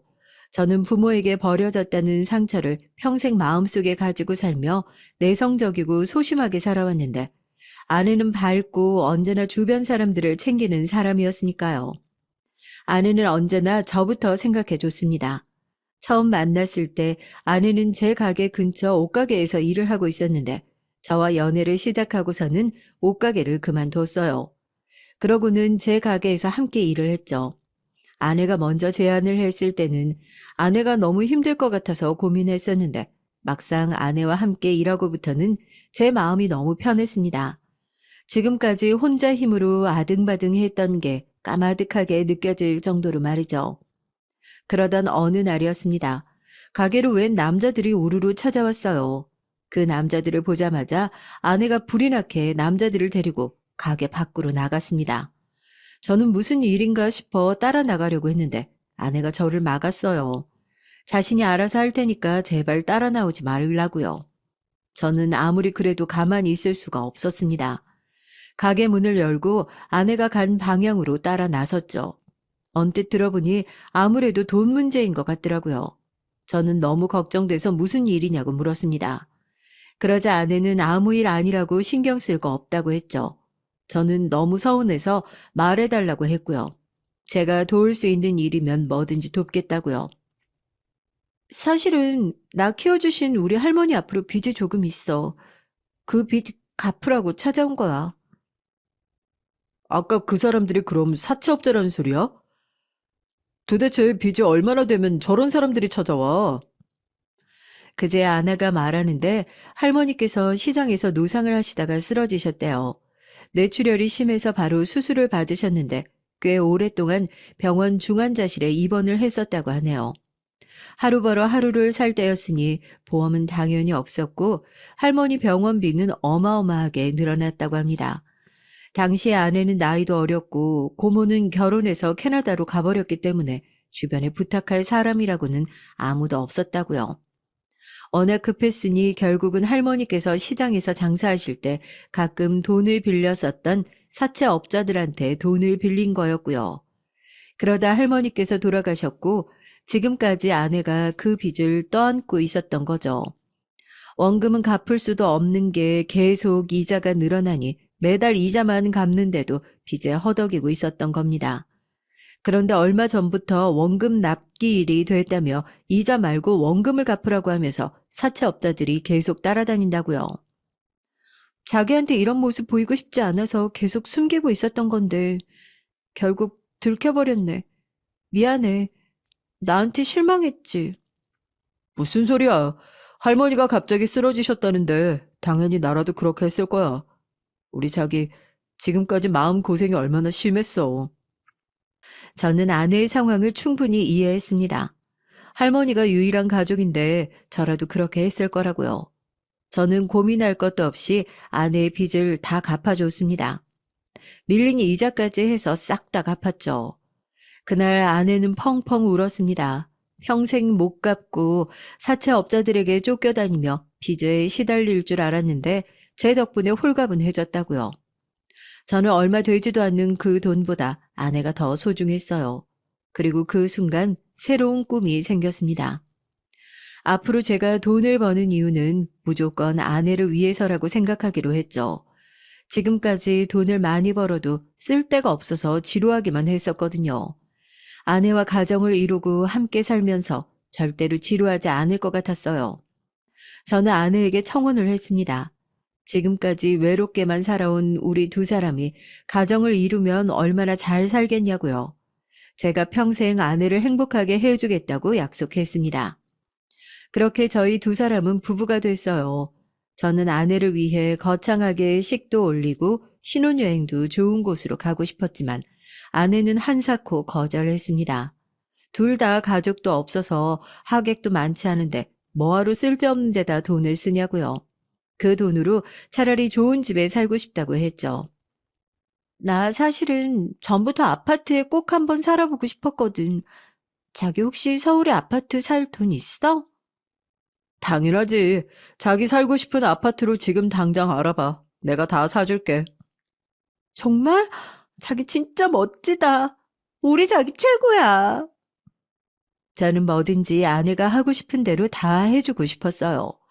다른 여자들은 고급스러운 호텔에서 결혼하고 싶다고도 하고 비싼 예물도 해달라고 한다는데 제 아내는 역시 현명하다 싶었습니다. 저는 아내가 미리 알아봤다는 아파트로 보지도 않고 바로 계약을 했어요. 제가 가게 일로 바쁘다 보니 아내가 직접 여기저기 발품을 팔아 알아본 곳이었는데 지은 지는 오래된 복도식 아파트였지만 워낙 위치가 좋아 앞으로 오를 가능성이 있는 아파트라기에 바로 오케이 했습니다. 그런데 신혼집에 들어가고 나서부터 뭔가 말로 표현할 순 없지만 아내와 제 사이가 미묘하게 달라지기 시작했어요. 가게 일에 언제나 진심이던 아내가 결혼하자마자 가게 일보다 다른 데 더 신경을 쓰기 시작했습니다. 그리고 생각보다 많은 생활비를 요구했어요. 저도 당연히 아내가 필요하다고 하면 줄 생각이었지만 금액이 생각보다 컸습니다. 꼴랑 두 식구 사는 집에 무슨 생활비가 그렇게 많이 필요해? 난 집에서 밥도 안 먹고 거의 다 가게에서 먹고 오는데. 자기가 나 하고 싶은 건 다 하라며. 사실 나 전부터 하고 싶은 운동이랑 취미가 있었는데 지금까지 돈 없어서 못했거든. 나 이제 능력 있는 남편도 있으니까 이것저것 좀 배우고 싶어. 그러면 안 돼? 처음엔 이해가 되질 않았어요. 지금까지 전혀 관심 없던 수영이니 미술 같은 걸 갑자기 왜 하겠다고 하나 했죠. 하지만 내내 하고 싶었었는데 돈 때문에 배우지 못했었다는 얘기를 들으니까 안쓰러워서 허락 안 해줄 수가 없었습니다. 저는 아예 가게에 들어오는 수입 일부를 아내 통장으로 옮겨주고 쓰고 싶은 대로 쓰라고 했어요. 제가 다른 가족이 있는 것도 아니고 아직 자식도 없는데 지금까지 고생한 아내에게 이 정도 못해주나 싶었습니다. 아내가 허튼 곳에 돈 쓰는 사람도 아닌데 알아서 하겠거니 했죠. 그러던 중 작다면 작고 크다면 큰 일이 생겼어요. 아내가 갑자기 돈이 필요하다면서 제게 돈을 좀 달라고 했습니다. 저는 심각하게 생각하지 않고 또 뭐가 배우고 싶어서 그러냐고 농담조로 얘기를 했죠. 그런데 그 정도의 일이 아니었습니다. 결혼해서 캐나다에 갔다는 고모가 갑자기 비자 문제가 생겨 캐나다에서 아무것도 할 수 없는 상황이 생겨버렸대요. 그래서 급하게 돈이 필요하답니다. 여보, 고모가 일 정리되는 대로 바로 갚는데 지금은 비자 때문에 집이랑 가게를 정리할 수 없어서 급한 불부터 꺼야 한다니까 조금만 도와줘. 이 세상에 딱 하나 남은 자신의 혈육인데 타지에서 멸시당하면서 추방당하는 꼴을 어떻게 보냐며 펑펑 울더라고요. 그 모습이 얼마나 애절한지 제 마음이 다 아팠습니다. 저는 최대한 해줄 수 있는 만큼 돈을 끌어다 빌려줬죠. 비자가 정리되는 대로 바로 보내준다고 했으니 가게 담보까지 잡아서 필요한 만큼 다 해드렸습니다. 그런데 아내는 조금씩 달라졌습니다. 점점 가게는 등한시했어요. 아예 가정주부로 살기로 했는지 가게에는 아예 안 나왔죠. 이유는 다양했습니다. 취미생활을 하며 만난 사람들과 어울리는 게 너무 재미있다나요? 심지어 최근에 옆집으로 이사온 사람과도 친해졌더군요. 아내는 옆집 꼬마애랑 그 애가 키우는 강아지 이름까지 알고 있었어요. 하루는 제가 집에 들어오는데 아내가 엘리베이터 앞에 강아지를 안고 있는 아이와 같이 서 있더라고요. 남이 보면 애와 엄마인 줄 알 정도로 사이가 좋아 보였고요. 그런데 알고 보니 그 애가 최근에 우리 옆집으로 이사 온 애더라고요. 제 아내와 과하다 싶을 정도로 가까워 보였죠. 마치 오랜만에 만난 친척이라도 되는 것처럼요. 아줌마, 다음에도 우리 집에 또 놀러 오세요. 제가 우리 코코랑 또 놀게 해드릴게요. 그래, 아줌마가 또 놀러 갈 테니까 다음에 또 코코 산책 같이 시켜주자. 준석이 저녁 꼭 챙겨 먹고 나중에 봐. 안녕. 아내는 제가 없을 때 옆집 애랑 동네에서 자주 만났대요. 어린애가 항상 혼자 강아지랑 놀고 있길래 안쓰러워서 몇 번 얘기를 나눴는데 알고 보니 옆집에 이사 온 아이였답니다. 엄마가 없고 아빠랑 산다는데 너무 안쓰럽잖아. 꼭 우리 어린 시절 같아서 그냥 못 지나치겠더라고. 아내는 그 애를 볼 때마다 부모도 없이 자란 저와 자신을 보는 것 같아서 그냥 지나치기가 어려웠답니다. 그 어린 나이에 엄마가 없으니 얼마나 외롭고 힘들었겠냐고요. 저는 그때까지만 해도 아내의 마음이 너무 예쁘다고 생각했어요. 그게 다 계획된 연기였다는 걸 몰랐으니까요. 그날 이후에도 옆집 아이와는 자주 마주쳤습니다. 그럴 때마다 아이는 제 아내를 잘 따랐어요. 그럴 만한 게 아내가 그 아이에게 잘해줘도 너무 잘해줬거든요. 반찬이나 가게에서 싸운 음식들도 옆집에 나눠주는 것 같더라고요. 저는 아무리 그래도 옆집 남자가 어떤 사람인지도 모르는데 너무 과하게 잘해주지 말라고 했습니다. 우리는 선의로 하는 행동일지 모르지만 아이 아빠 입장에서는 어떻게 생각할지 모른다고요. 그런데 제 말에 아내는 갑자기 다른 사람처럼 굴었습니다. 평소답지 않게 괜히 욱하더라고요. 소리까지 지르면서요. 여보, 당신이 만든 반찬 좀 나눠준 게 그렇게 아까워? 당신은 엄마도 없이 애가 혼자 매일 밥 먹고 집에 있는 게 안쓰럽지도 않아? 난 안쓰럽지 않다는 게 아니라 애 아빠한테 물어보지도 않고 우리가 마음대로 먹을 걸 가져다 준다는 게 조심스러워서 그러지. 혹시 아이 아빠가 기분 나빠할지도 모르고. 알았어. 그럼 아이 아빠한테 물어보고 주면 되는 거지? 저는 아내의 반응이 아무래도 좀 과하다 생각했습니다. 아무리 애가 엄마가 없는 게 안쓰러워도 아내의 호의가 과하다고 생각했죠. 이 정도 아파트에 살 정도면 애 아빠가 경제적으로 힘든 것도 아닐 텐데 우리가 괜히 이것저것 도와주는 게 오지랖이라고 생각할 수도 있잖아요. 심지어 불쾌할 수도 있고요. 그래서 얘기를 한 거였는데 아내가 화까지 내니 제가 괜히 냉정한 사람이 된 것 같았습니다. 옆집과의 일은 거기서 끝이 아니었어요. 아내가 정말 옆집 남자에게 물어봤나 봐요. 저희가 근처에서 식당을 하는데 애한테 종종 반찬을 가져다 줘도 되냐고요. 옆집 아이 아빠가 허락했답니다. 옆집 애가 원래 살가운 성격이 아닌데 제 아내를 잘 따른다고 했다나요? 저는 그때부터 기분이 좋지 않았습니다. 물론 이웃끼리 가깝게 지낼 수야 있죠. 하지만 엄연히 옆집 남자는 애가 딸리기는 했어도 호랍이 싱글이잖아요. 괜히 아내가 그 남자와 살갑게 지내는 게 저는 마음이 불편했어요. 그러던 어느 날이었습니다. 아내가 며칠 전부터 얼굴이 안 좋더라고요. 저는 아내가 걱정돼서 병원에 한번 가보라고 했습니다. 사실 포장마차 장사라는 게 체력적으로 굉장히 힘들어요. 남들 출근할 때 집에 들어오고 남들 퇴근할 때 출근하는 일이다 보니 저도 만성 피로를 달고 살았습니다. 하지만 아내 얼굴이 평소보다 너무 헬쑥한 게 걱정돼서 안 되겠더라고요.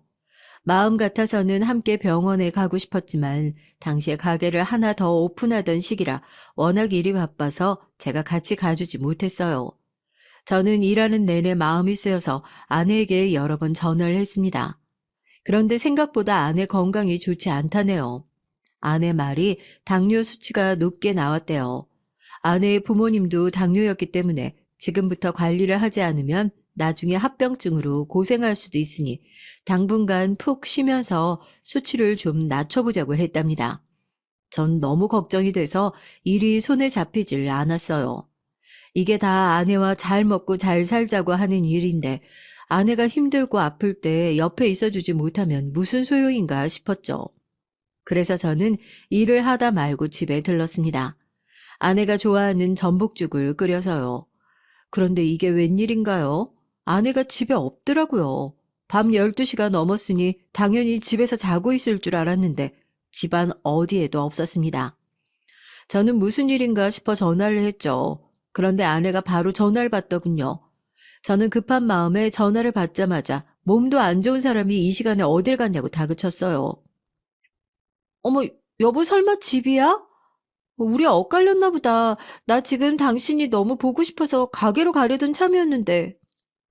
아무리 내가 보고 싶어도 그렇지. 몸도 안 좋은 사람이 이 시간에 혼자 나가면 어떡해.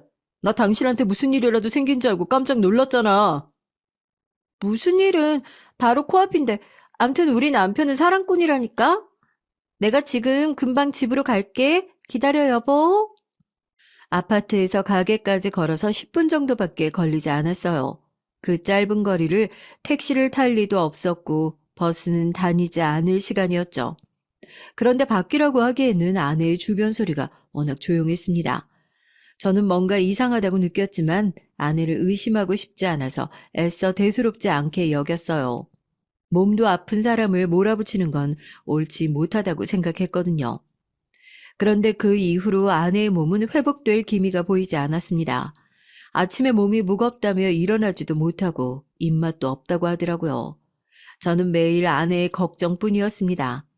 그래서 저는 아내가 건강을 완전히 회복할 때까지 함께 있어주고 싶어서 가게를 쉬려고 했어요.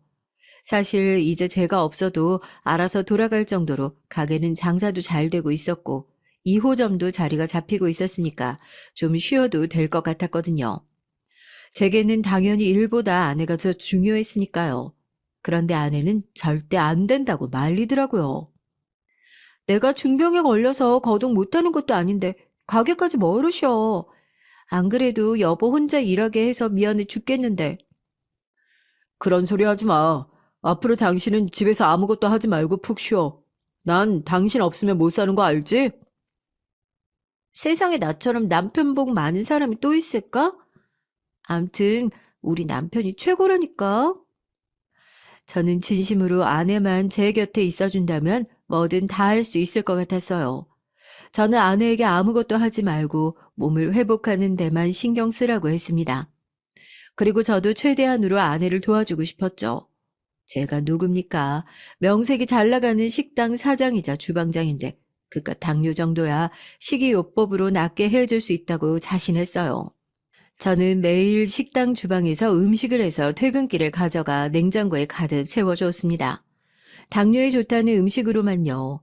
제 정성이 통했는지 아내는 많이 좋아진 것 같았습니다. 아내가 워낙 입맛이 없다고 해서 제가 매일 다르게 신경 써서 냉장고에 반찬을 해뒀거든요. 어느 날부턴가 말끔하게 냉장고가 비어져 있었습니다. 밥도 잘 먹고 전보다 얼굴도 통통해진 게 많이 좋아진 것 같았어요. 그런데 제가 괜한 헛수고를 했더군요. 아내의 거짓말에 된통 속았던 거였습니다. 그날도 가게 문을 닫고 무거워진 몸을 이끌고 간신히 집에 돌아오는 길이었어요. 엘리베이터에서 옆집 아이를 만났어요. 학교 가는 길인 것 같더라고요. 저는 평소에 하던 대로 인사를 했습니다. 아침은 먹었냐고요. 그랬더니 아이가 하는 말이 의외였습니다. 아저씨가 한 어묵볶음 진짜 맛있더라고요. 학교에서 나오는 급식보다 훨 맛있어요. 다음에 또 해주세요. 저는 당연히 놀랐지만 애 앞이니 애써 아무렇지 않은 척 했습니다. 아내가 아직도 반찬을 옆집에 가져다 준다고는 생각도 못 했거든요. 당뇨라고 자기 몸 하나 챙기기도 힘든 사람이 도대체 왜 옆집 아이까지 챙겨주는 건지 이해가 되질 않았죠. 어쨌든 제가 어른이니 애한테 쪼잔하게 굴고 싶지 않아서 애써 손을 들어서 인사를 했습니다. 그런데 그때 애가 잠시 망설이는 듯 싶더니만 갑자기 제게 성큼성큼 다가왔어요. 그러더니 제게 한다는 말이 아주 쇼킹했습니다. 아저씨, 혹시 그거 알아요? 아줌마 임신한 거. 저는 너무 놀라서 입이 딱 벌어졌어요. 아내가 임신을 했다는 말도 저는 처음 듣는 얘기라 어이가 없는데 이 어린 초등학생 아이에게 그런 소리를 들었다는 게 기가 막혔습니다. 너 그거 무슨 말인지 알고 하는 거야? 확실히 알지도 못하면서 그런 말 함부로 하고 다니면 안 돼. 저는 우선 애를 다그쳤어요. 애를 키워본 적은 없지만 보육원에서 지내다 보면 별의별 아이들이 다 있었거든요. 워낙 외롭게 자라는 애들이다 보니 어른들의 관심을 끌고 싶어서 말도 안 되는 거짓말을 하는 애들이 많았거든요. 어떻게 알기는요. 아저씨 아줌마 매일 우리 집에 와요. 아줌마랑 나랑은 비밀 얘기도 다 하는 사이라서 다 알아요. 제 말이 진짠지 아닌지 궁금하면 아저씨도 우리 집에 놀러 오세요. 아이는 자신과 제 아내가 비밀 친구라면서 남들에게 하지 못하는 얘기를 서로 다 한답니다. 그런데 제가 제 아내에 대해 너무 모르는 것 같아 자신이 몰래 알려주는 것이니 궁금하면 내일 자신의 집으로 오라네요. 오면 모든 진실을 다 알게 될 거라고요. 저는 아이의 입에서 나온 진실이라는 단어가 참 거슬렸습니다. 마치 정말 제가 모르는 어떤 진실이 숨겨져 있을 것만 같아서요. 그러고는 아이가 한다는 말이 더 가관이었습니다. 내일은 주말이라 분명 아줌마가 저 보러 올 테니까 까먹지 말고 꼭 오세요. 내일은 우리 아빠도 계시니까요. 살다 살다 이런 초대는 처음 받아봤습니다. 저는 당연히 아이의 말을 믿지 않았죠. 이 당돌한 꼬맹이가 저를 놀리는 거라고 생각했으니까요. 가장 믿을 수 없었던 건 제 아내가 임신을 했다는 말이었습니다. 근래에 당뇨 때문에 내내 집에서 요양한 사람이 임신이라니요. 그리고 매일 밤낮으로 살을 비비며 사는 부부인데 제가 아내의 임신 사실을 모를 리 없었어요. 저는 그날 저녁 아내를 유심히 관찰했습니다. 그러고 보니 아내가 최근에 항상 집에서 넉넉한 티셔츠에 고무줄 바지만 입고 있긴 했어요. 저야 당연히 집에서 쉬고 있으니까 별스럽지 않게 생각했었는데 지금 보니까 전보다 살이 좀 찐 것 같아 보이기도 하더라고요. 자세히 보니 아랫배도 좀 나온 것 같고요. 저는 제가 미쳤구나 싶어 황급히 고개를 흔들었습니다. 그 어린 여성 말만 믿고 제가 지금 뭘 하고 있나 싶었거든요. 저는 아내에게 옆집 아이에게 이상한 소리를 들었다고 직접 물어볼까 싶기도 했지만 괜히 아내에게 상처 주는 건 아닐까 걱정돼서 말도 못 꺼내겠더군요. 그 어린 녀석 때문에 괜한 싸움을 할 수는 없었으니까요. 하지만 저는 아무래도 불안했습니다. 결혼 전과 결혼 후에 아내는 분명 달라지긴 했으니까요. 그리고 이런 얘기까지는 하긴 저도 부끄럽지만 사실 당뇨로 병원에 다니기 시작하고 아내가 집에서 쉬면서부터 부부관계가 아예 없어졌어요. 제가 아내에게 다가가 스킨십이라도 좀 하려고 하면 아내는 몸이 좋지 않다는 핑계로 여러 번 피했거든요. 저도 몇 번 거부당하다 보니 제가 먼저 다가가기가 조심스러워서 아내 눈치만 보고 있었거든요. 그런데 임신이라니 가능성이 전혀 없어 보였습니다. 저는 다음 날까지도 고민이 많았어요. 잠을 한숨도 자지 못했고요. 옆집 아이의 말이 맞을 리가 당연히 없었지만 확인은 해봐야지 제 마음이 편할 것 같았습니다. 그렇지 않으면 그 녀석은 저를 볼 때마다 계속 그런 식으로 얘기를 할 텐데 저는 더는 그런 소리를 듣고 싶지 않았거든요. 저는 반신반의하는 마음으로 다음날 옆집에 가보기로 했습니다. 아내에게는 당연히 일절 말하지 않았고요. 그러고는 아내에게 평소처럼 가게에 나간다고 말하고는 집을 나왔습니다. 그리고 동네를 1시간 정도 혼자 배회를 했고요. 별의별 생각을 다 하면서요. 그 1시간이 제게는 지옥 같았습니다. 옆집 아이의 말을 당연히 믿지 않았지만 왠지 시간이 지날수록 자꾸만 불안하더라고요. 정말로 아이의 말대로 제 아내가 옆집에 있기라도 할까 봐 말이죠. 저는 마음을 굳게 먹고 다시 아파트로 들어갔습니다. 제 손에는 강아지 간식이 든 쇼핑백이 들려 있었죠. 저는 당연히 아내가 옆집에 없을 거라 생각했기 때문에 강아지 간식을 샀습니다. 주말에 연락도 없이 남의 집에 불쑥 가는 건데 빈손으로 갈 수는 없어서요. 안녕하세요. 저는 옆집에 사는 사람인데 옆집 아이가 종종 강아지를 데리고 다니는 걸 봤어요. 지나가다가 간식 가게가 새로 생겼길래 생각나서 간식 하나 샀습니다. 별거 아니지만 받아주세요. 엘리베이터 안에서 거울을 보고 연신 연습을 했죠. 초등학생 아이의 말에 휩쓸려서 아내를 의심하고 남의 집 초인종까지 눌렀으니 분명 명분이 있어야 하니까요. 그런데 믿을 수 없는 일이 제 눈앞에 벌어지고 말았습니다. 엘리베이터 문이 열리자마자 복도에서는 익숙한 목소리가 들렸어요. 바로 제 아내의 웃음소리였죠. 크고 화통한 바로 그 목소리 말이죠. 그 소리는 바로 저희 집이 아닌 옆집에서 들리고 있었습니다. 저희 아파트가 복도식이에요. 날이 더워서 그런지 옆집은 문을 반쯤 열어놨더라고요. 그리고 그 안에서 제 귀에는 너무나 익숙한 제 아내의 목소리가 들려왔습니다. 아우, 참 간지러워. 아직은 만져도 안 움직인다니까 그러네. 준서가, 너희 아빠 좀 말려봐. 저도 동생이 뱃속에서 움직이는지 안 움직이는지 너무 궁금한데, 배 한번 만져보면 안 돼요? 저는 순간 그 자리에 털썩 주저앉을 뻔했습니다. 너무 놀라서요. 제 귀로 직접 들어놓고도 저는 제가 잘못 들었다고 생각할 정도로 이 상황이 믿기지 않았습니다. 마치 꿈을 꾸고 있는 것 같았어요. 저 집에 있는 여자가 절대 저의 아내일 리 없었습니다. 저는 한참을 문 앞에서 현실을 부정하다가 결국 반쯤 열린 현관문을 덥석 잡아 세게 열었습니다. 제 눈으로 직접 확인해야 했으니까요.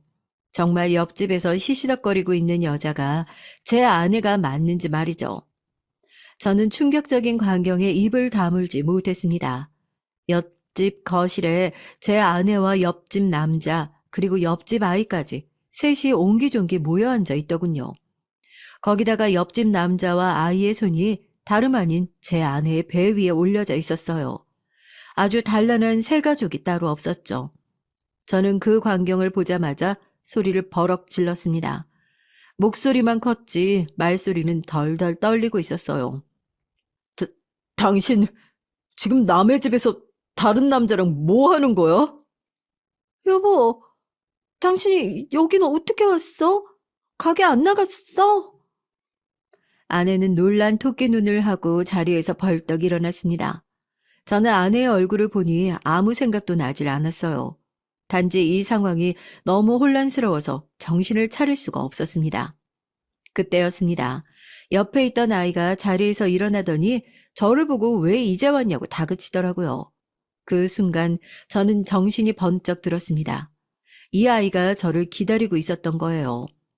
지금 와 생각해보면 그게 다 아이는 자신의 가정을 지키는 방법이라고 생각했던 것 같습니다. 아저씨 내 말이 맞죠? 아줌마 매일 우리 집에 온다고 했잖아요. 그리고 아줌마 임신한 것도 맞아요. 봐요. 배가 불룩하잖아요. 조금 있으면 아기가 뱃속에서 꼬물거린대요. 준서가, 너 그만 안 해? 너 지금 무슨 말을 하는 거야? 그건 너랑 나만의 비밀이라고 절대 아무한테도 말하면 안 된다고 말했잖아. 그래, 준서가 아줌마랑 너랑은 비밀 친구하기로 했잖아. 아무도 모르는 비밀 친구. 당신 지금 제정신이야? 도대체 비밀 친구는 또 뭐고 임신은 또 뭐야? 이게 다 무슨 상황이냐고. 저는 점점 더 혼란스러워졌습니다. 옆집 남자는 제게 다가오더니 갑자기 사과를 했어요. 우리 애가 엄마 없이 자라서 그런지 이렇게 외로움을 많이 타요. 아내분께서 애를 좀 자주 놀아줬더니 애가 정이 많이 들었는지 자꾸 이러네요. 너무 죄송합니다. 그때였습니다. 아이는 도저히 참을 수 없다는 듯 폭발했어요. 옆집 남자에게 옆에 잡히는 대로 쿠션 같은 걸 마구 던지더라고요. 짜증나. 아줌마는 무슨, 아빠 그만 좀 해. 내가 아직도 유치원생인 줄 알아? 왜 자꾸 엄마한테 아줌마라고 부르래? 난 이제 엄마더러 아줌마 말고 엄마라고 부를 거야. 막장도 이런 개막장이 없었습니다. 저는 무슨 텔레비전 드라마 보고 있는 줄 알았어요. 전혀 현실감이라는 꼴은 없이 이 상황이 믿기지 않았습니다. 그런데 상황을 보아하니 아이의 말에 놀란 건 저뿐만이 아니더군요. 아내와 옆집 남자도 뭔가 자신들의 계획이 틀어졌는지 당황한 것처럼 보였어요. 당신, 내가 알던 여자 맞아? 설마 이 남자랑 원래부터 알던 사이야? 빨리 대답 안 해? 저는 도무지 끓어오르는 화를 진정할 수 없어 집이 떠내려가라 소리를 질렀습니다. 그러자 아내 얼굴이 순식간에 창백해지더니 어쩔 줄을 몰라 하더군요. 여보, 잠깐만. 진정하고 내 얘기 좀 들어봐. 나 임신했어. 당신한테 서프라이즈로 말해주려고 했는데, 이렇게 상황이 꼬여버렸네. 우선 여기서 나가자. 우리 집에 가서 차분하게 다시 얘기하자. 아내는 어느새 제 팔을 잡더니 집에 가자며 저를 끌어당겼습니다. 분명 많이 당황한 듯 보였죠. 하지만 더 당황한 건 저였습니다. 아내가 임신을 했다네요. 그게 정말 사실이었어요. 그 순간 옆집 아이는 아무래도 자기 원하는 방향으로 상황이 돌아가지 않는 것 같았는지 저와 아내의 앞을 가로막았습니다. 그러고는 펑펑 눈물을 쏟으며 울었어요. 엄마, 이대로 나 또 버리고 가려고? 나 엄마 절대 안 보내. 놔두고 가지 마. 제발 엄마. 준서가 그만해. 누가 네 엄마야. 얘가 오늘따라 왜 이래? 옆집 남자는 아들을 아내에게서 떼어내려 안간힘을 썼어요. 제게 연신 미안하다면서 허리를 숙이는데 연기를 얼마나 능청스럽게 잘하는지 하마터면 깜빡 속을 뻔했죠. 하지만 그 순간 저는 다른 건 몰라도 확실히 한 가지는 알겠더군요. 제 아내의 바짓가랑이를 붙들고 우는 아이의 얼굴은 진짜라는 걸요. 그 모습은 절대 연기가 아니었어요. 어른들이나 사람을 속이지 저런 어린아이가 저를 왜 속이겠어요. 저를 속여봐야 이득이 없는데요. 제 아들과 생판 남이면 이렇게 울고불고 해봐야 제 아내가 진짜 자기 엄마가 되는 것도 아닌데 이럴 이유가 없겠죠. 저는 제 팔에 매달려 있는 아내의 손을 뿌리쳤습니다. 아내의 손이 닿는 것만으로도 온몸에 소름이 돋더라고요. 당신이 다시 한번 말해봐. 진짜 임신했어? 여보, 우리 아기 생겼어. 내가 집에 가서 우리 아기 초음파 사진 보여줄게. 우리 집으로 빨리 가자. 자신의 바짓가랑이를 잡고 있는 아이를 외면하고 현관을 나서려는 아내를 불러 세웠습니다. 저는 진짜 진실을 알아야 했으니까요. 도대체 누가 거짓말을 하고 있는지 확인해야 했습니다. 나 당신한테 한 가지 말 안 한 게 있어. 사실은 내가 당신 속였어. 나 무정자증이야.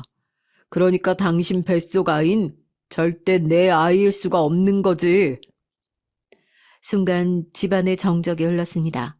그 와중에 아내가 얼마나 머리를 굴리고 있는지 눈알이 돌아가는 소리가 저에게까지 들렸죠.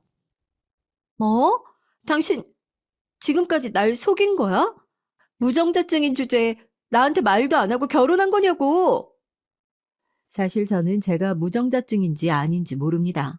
지금까지 연애를 해본 적도 없고 아직 아이도 없으니 알 수가 없죠. 하지만 아내의 진짜 모습을 확인해야 했습니다. 그래서 저는 그냥 냅다 말을 던진 거였죠. 그 미끼를 아내가 덥석 물었고요. 아내는 저 몰래 외도한 사실을 인정한 셈이었습니다. 그때였어요. 제가 아내에게 화를 내기도 전에 옆집 남자가 먼저 화를 내며 소리를 질렀습니다. 뭐야? 이 새끼 제대로 호구라며. 이건 호구가 아니라 그냥 고자 새끼였네. 야, 너는 멍청한 게 어디서 이런 새끼를 골랐어? 옆집 남자와 아내의 본색이 드러나는 순간이었습니다.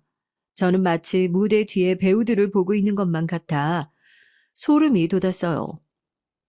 내가 고자인 줄 어떻게 알아? 얼굴이 쓰여있는 것도 아닌데. 당신 그 말 진짜야? 진짜 무정자증이냐고. 대혼란의 장이었어요. 누가 잘못했고 누가 피해자인지 구분이 안 되는 참혹한 현장이었죠. 아이는 바닥에 주저앉아 울고 있고 강아지는 시끄럽게 짖어댔습니다. 저는 도저히 참을 수가 없었어요. 이렇게까지 화가 난 건 태어나 처음이었거든요. 저는 지금 당장 모두 조용히 하라고 괴성을 질렀습니다. 집안이 떠내려갈 정도로요. 그제야 좀 조용해지더군요. 당신 어디까지가 진짜고 어디까지가 거짓말이야. 정말 이 남자랑 날 속인 거야? 아내는 도저히 방법이 없다 싶었는지 그제야 자기 머리를 마구 헝클더니 이실직고를 했어요. 알고 보니 아내와 옆집 남자는 전형적인 사기꾼이었습니다. 부부 사기단이라는 말이 더 잘 어울리겠네요. 아내가 저와의 혼인신고를 미뤘던 이유가 바로 이거였습니다. 아내는 유부녀였어요. 이미 저를 만나기 훨씬 전부터 옆집 남자와 혼인관계였고 옆집 아이도 아내 아이가 맞았습니다. 아내는 계획적으로 제게 접근한 거였고요. 어쩌다 이 남자와 만나서 아기가 생기는 바람에 혼인신고를 하고 살기는 했지만 사실 그 전의 경력도 화려하더군요. 예전에 가게에 온 손님 중에 아내를 보고 술집 여자로 착각한 적이 있었는데 그때는 그냥 술 취한 손님이 괜한 꼬장을 부리는 줄 알았거든요. 그런데 그게 사실이었던 거죠. 그 남자들이 딱 맞게 아내를 알아본 거였습니다. 아내는 어릴 때 집을 나온 가출 청소년이었어요. 그때부터 술집에서 일하다가 옆집 남자를 만난 거죠. 20대 내내 비슷한 사람들과 같이 살며 크고 작은 사고를 치며 살다가 갑자기 아기가 생기는 바람에 둘이 나와 따로 살았다네요. 아내는 아이를 생각해서 옷가게에서 일했지만 남자는 버는 게 마땅치 않았답니다. 그래서 아내가 저 같은 남자들을 등치면서 번 돈으로 아이를 키우며 세 식구가 산 거예요. 그리고 더 어이가 없었던 건 이 남자와 아이가 사는 아파트였습니다. 제가 사준 거나 다름없더라고요. 얼마 전 고모를 핑계로 제게 뜯어낸 돈과 저 전에 만났던 남자에게 뜯어낸 돈을 모아서 산 거였습니다. 그 순간 저는 사기꾼들도 참 열심히 사는구나 싶었어요. 어떻게 집 사기 어려운 서울에서 사기 두 탕이면 아파트도 사니까요. 거기다가 수영이니 미술이니 배운다고 제게 뜯어간 돈을 자기 아들 학원비로 쓴 거였습니다. 아주 눈물 나는 모정이었어요. 아내의 수법은 이랬습니다.